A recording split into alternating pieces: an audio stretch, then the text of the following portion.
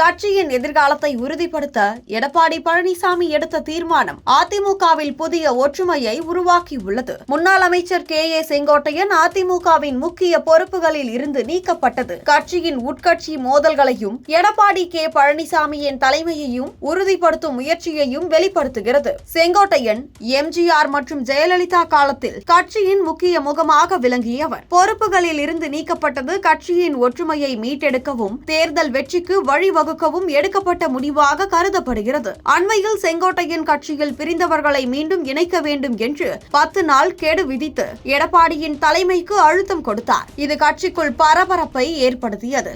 இதற்கு பதிலளிக்கும் வகையில் எடப்பாடி செங்கோட்டையனை ஈரோடு புறநகர் மேற்கு மாவட்ட செயலாளர் மற்றும் அமைப்பு செயலாளர் பொறுப்புகளில் இருந்து நீக்கினார். இந்த முடிவு கட்சியின் ஒழுங்கை பேணுவதற்கும் தலைமை கட்டுப்பாட்டை உறுதிப்படுத்துவதற்கும் எடுக்கப்பட்டதாக அரசியல் வட்டாரங்கள் தெரிவிக்கின்றன.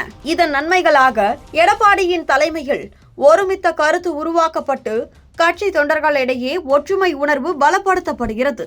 மேலும் கட்சியில் உள்ள கருத்து வேறுபாடுகளை அடக்கி 2026 சட்டமன்ற தேர்தலில் வெற்றி இலக்கை அடைய வலுவான அடித்தளம் அமைக்கப்படுகிறது. செங்கோட்டையனின் நீக்கம் கட்சியின் உட்கட்சி ஜனநாயகத்தில் வெளிப்படைத்தன்மை குறித்த கேள்விகளை எழுப்பினாலும் எடப்பாடியின் இந்த அதிரடி முடிவு தலைமையின் மீதான நம்பிக்கையை வலுப்படுத்தி கட்சியை ஒருங்கிணைந்து முன்னெடுக்க உதவும் என்று எதிர்பார்க்கப்படுகிறது.